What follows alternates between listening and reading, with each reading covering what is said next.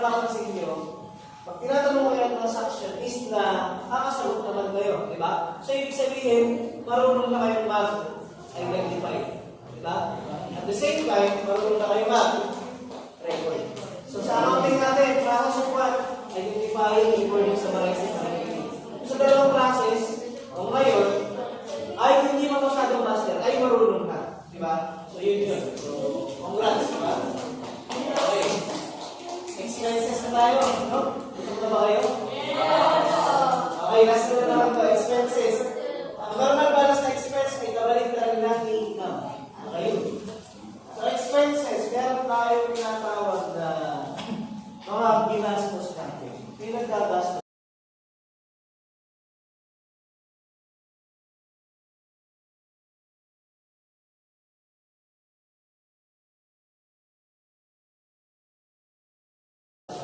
Expenses, yun yung mga nagamit natin. Okay. Kunyari, utilities, mga ilaw, kuryente, tubig. Ang tawag namin ko is utilities expense. Okay. Anong pinagkaiba ng utilities expense? Kasi meron utilities na yun, diba? Okay, ganito. Una-una, pag nagamit ko na yung kuryente, diba? Kunyari, yung meral ko, dumating na yung bill, ibig sabihin ng expense na agad yun. Ngayon, pag hindi mo pa binabayaran, payable yun. Okay? Ganun yun.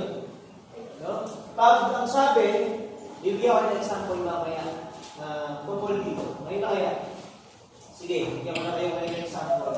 Kunyari, February 1, received a bill from PLDT.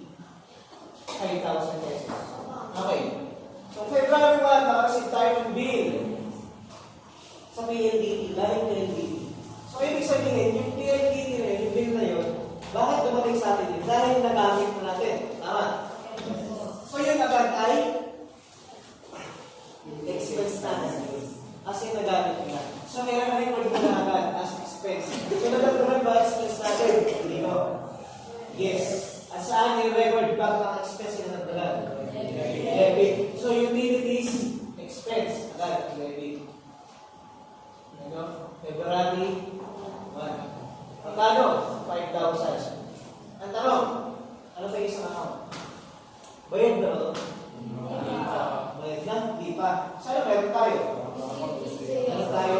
Utilities payable. Okay. Pwede magkasama ang utilities payable at saka utilities expense. Pwede magkasama. Okay? Kasi pag expense na gamit mo na, ang payable, pag nabayaran mo na, o hindi pa. No? Okay. So, ito yun.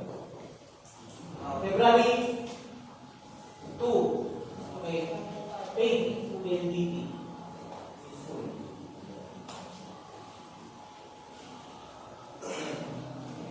Paid PLDT in full. Ano kayo nangyari dito? Tagalog. Bayad. Magkano yung PLDT? 5,000. Ngayon, ano mababawas sa atin? Yung bayad tayo? Cash. So, ibig sabihin, direct yung cash. Ngayon, ano mababawas sa atin? Yung utang. Ang utang na tawag ko ulit, yung PLDT yun. Accounts payable ba? Utilities payable. So, utilities payable, nabawasan pa. Kasi nabayad tayo. Nabawasan pa yung utilities payable. Nabawasan. Sa natin yung record. Sa debit. So, utilities payable. 5,000. Tapos cash, 5,000. O paano nung dyan yung February 3 naman? Number 1. February 3. Receive Meralco bill 10,000 and paid cash. Ayan. Okay, ano nangyari dito? Kasi ito na nag-ride bill sa 1,000. Pero binayaran pa din agad. Okay. Tanong. Nagkautang ba tayo dito? Hindi. Nagka-expense ba tayo?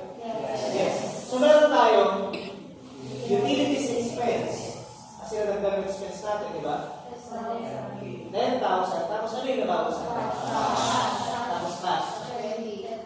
10,000. Okay. Yun na. Okay naman tayo sa utilities expense. Utilities pa lang yan. No? Meron pa tayo tinatawag na salaries expense. Okay.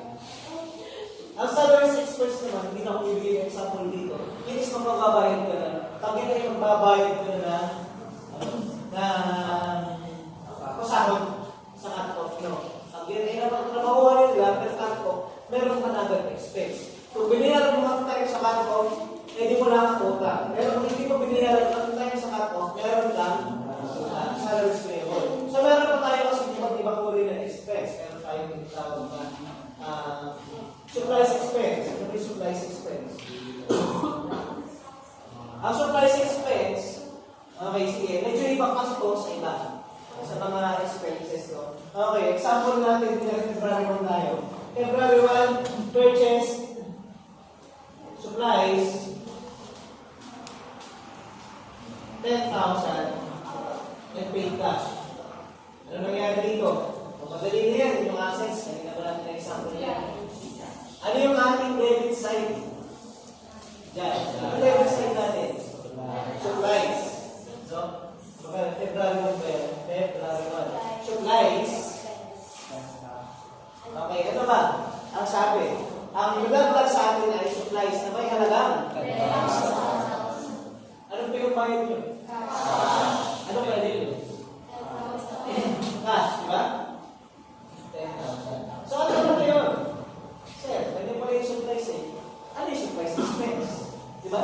Ito yung transaction. Ngayon, ano ba yung supplies expense? Okay, ganito yan.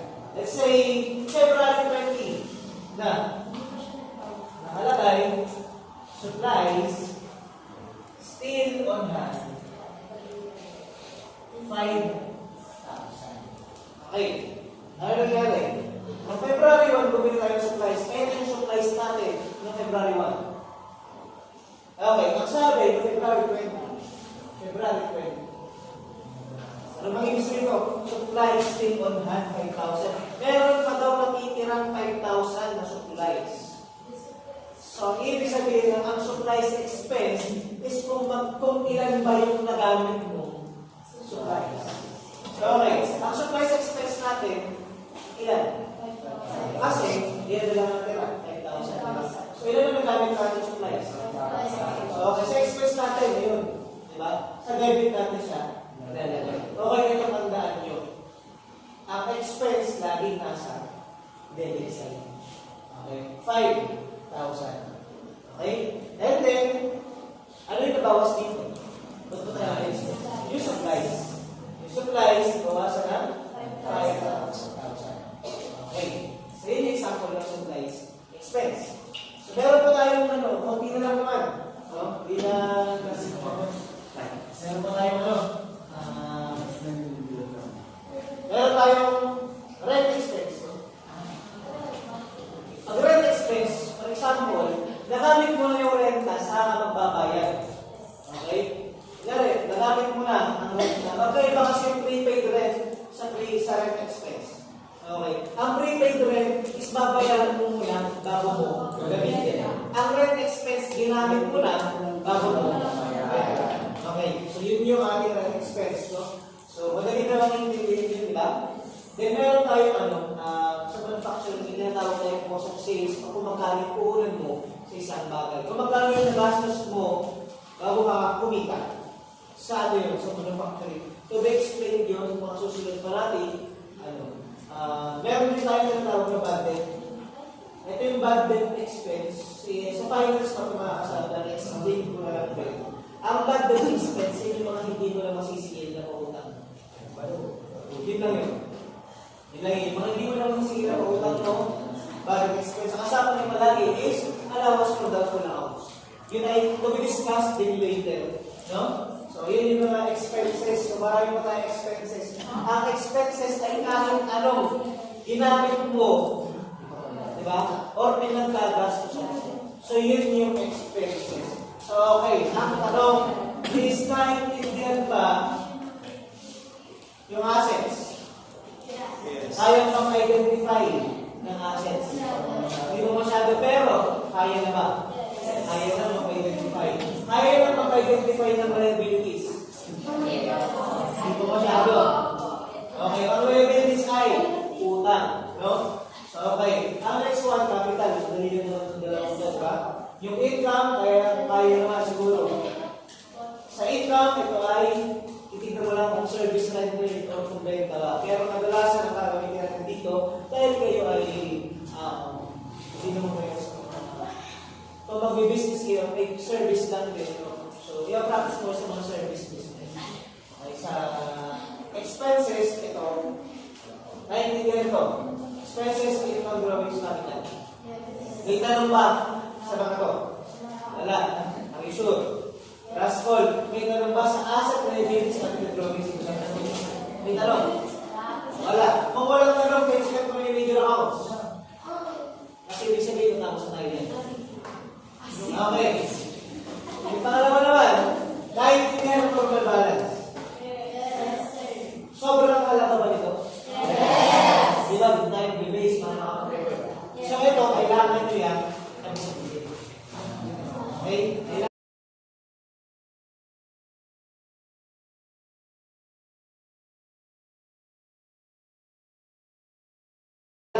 Ilan lang naman yun? 1, 2, 3, 4, 5, 6. Di ba?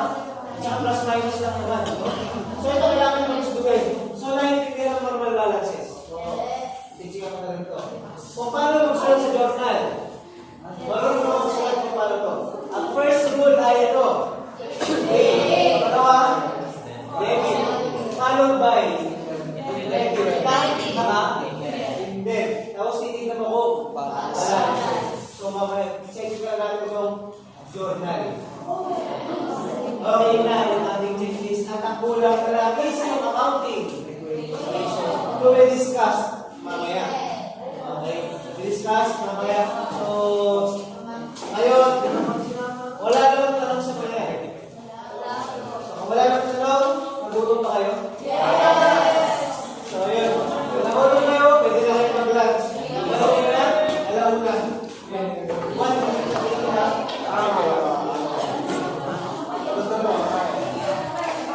Ay, hindi nag-record. May joke lang, nag-record pala.